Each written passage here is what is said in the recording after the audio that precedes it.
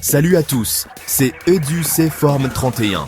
On se retrouve aujourd'hui pour décortiquer un sujet crucial quand on se lance dans le grand bain de l'entrepreneuriat, les statuts juridiques. Ouais, parce que se lancer à son compte, c'est excitant, mais il faut aussi penser aux aspects un peu plus techniques. Tu veux créer ton entreprise? Bravo! C'est une super initiative. Mais attention, il ne suffit pas d'avoir une idée géniale, il faut aussi choisir le cadre juridique qui correspond le mieux à ton projet. Et là, ça peut vite devenir un vrai casse-tête. Entreprise individuelle, société, micro-entreprise, pas de panique, on est là pour tout expliquer. Dans cette vidéo, on va passer en revue les différentes formes juridiques qui existent pour entreprendre, seul ou à plusieurs. Ensemble, on va décrypter les avantages et les inconvénients de chaque statut pour que tu puisses faire le meilleur choix pour ton entreprise. Prêt? C'est parti! Commençons par la forme la plus simple, celle que beaucoup choisissent pour se lancer, l'entreprise individuelle. L'avantage principal, c'est sa simplicité. Pas besoin de paperasse compliquée, ni de capital de départ. Tu es ton propre patron, tu prends les décisions, et c'est toi qui gères tout. Mais attention, il y a un revers à la médaille. Avec l'entreprise individuelle, ton patrimoine personnel et ton patrimoine professionnel ne font qu'un. En gros, si ton entreprise a des dettes, tes biens personnels peuvent être saisis pour les rembourser. C'est ce qu'on appelle la responsabilité illimitée.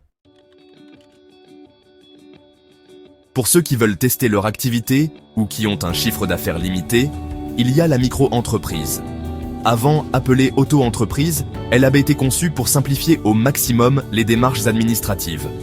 Le gros avantage, c'est que tu ne paies des cotisations sociales que si tu réalises un chiffre d'affaires.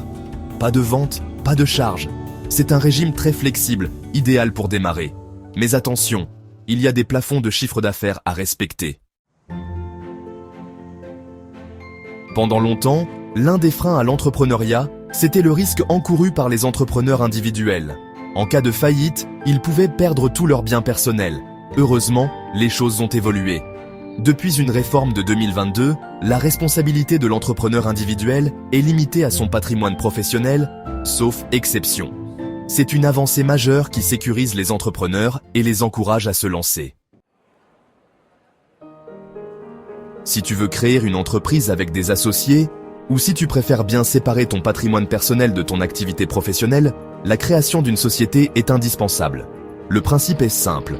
La société devient une entité juridique à part entière, distincte de ses associés. En cas de difficulté, seuls les apports des associés à la société sont engagés, pas leurs biens personnels. C'est une protection essentielle pour les entrepreneurs. Parmi les différentes formes de société, on retrouve les fameuses SIARL, SAS et SA. La SIARL, ou Société à responsabilité limitée, est souvent choisie par les petites et moyennes entreprises. La responsabilité des associés est limitée à leur apport. La SAS, ou Société par action simplifiée, offre plus de souplesse dans le fonctionnement et la répartition du capital. Quant à la SA, ou Société anonyme, elle est plus adaptée aux grandes entreprises avec un actionnariat important. Tu veux créer une société, mais tu te lances seul? Pas de problème, il existe des statuts adaptés, le URL, ou entreprise unipersonnelle à responsabilité limitée, et la SASU, ou société par action simplifiée unipersonnelle. Ces statuts te permettent de bénéficier de la protection d'une société, même si tu es seul à la barre. Et si ton activité se développe et que tu souhaites t'associer, tu pourras faire évoluer ta société.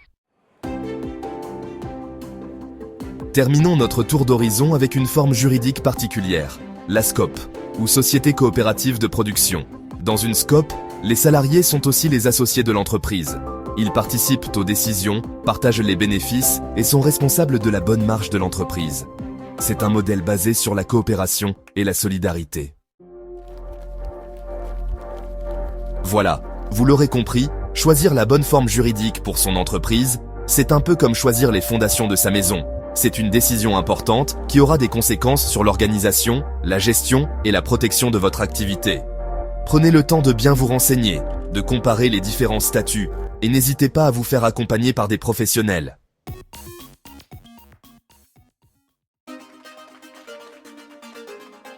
Voilà, on a fait le tour du sujet. J'espère que cette vidéo vous aura été utile.